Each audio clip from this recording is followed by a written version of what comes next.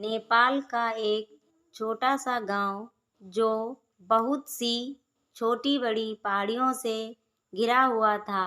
उसी गांव में रामू नाम का एक बहुत ही साहसी युवक रहा करता था।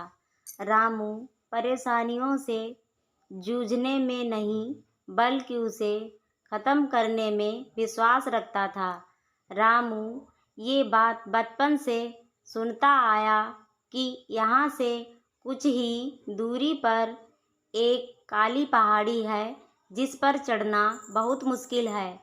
बहुत कम लोग ही उस पहाड़ी को पार करके अगले गांव तक पहुंच पाते हैं। रामू के मन में बहुत लालसा थी उस काली पहाड़ी को पार करके दूसरे गांव जाने की। एक दिन रामू उस काली पहाड़ी के पास पहुंचा और चढ़ाई शुरू कर दी। रामू पहली कोशिश में असफल रहा। तब रामू को लगा कि पैरों की ग्रिप बनाने के लिए उसे जूतों की ज़रूरत है।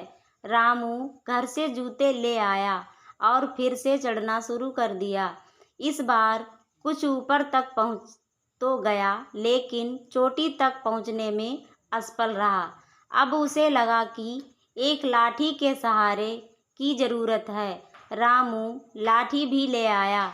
इस बार भी पहाड़ी चढ़ने में असफल रहा।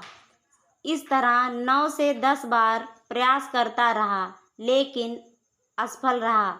इतनी असफलता के बाद अब भी रामू का प्रयास जारी था, क्योंकि रामू अभी तक मन से नहीं हारा था। उसे खुद के हौसलों और ताकत पर पूरा भरोसा था कि वह पुनः प्रयास से निश्चित ही चोटी तक पहुंच सकता है। वहाँ एक चरवाहा अपनी भेड़ें चरा रहा था। चरवाहा बहुत देर से रामू को देख रहा था। अब रामू जैसे फिर से चढ़ने का प्रयास किया, तभी वो चरवाहा बोला, भाई, इतनी बार तो प्रयास करके देख लिया, कब से तुम्हें देख रहा हूँ। 10 बार असफल हो चुके हो, अब तो फिर से क्यों प्रयास कर रहे हो। तब रामू बोला कि ऐसा तुम्हें लगता है कि मैं 10 बार असफल हुआ हूँ, लेकिन सच तो ये है कि मुझे 10 बार ऐसे तरीके पता लग गए हैं जिनकी वजह में से असफल हो रहा हूँ।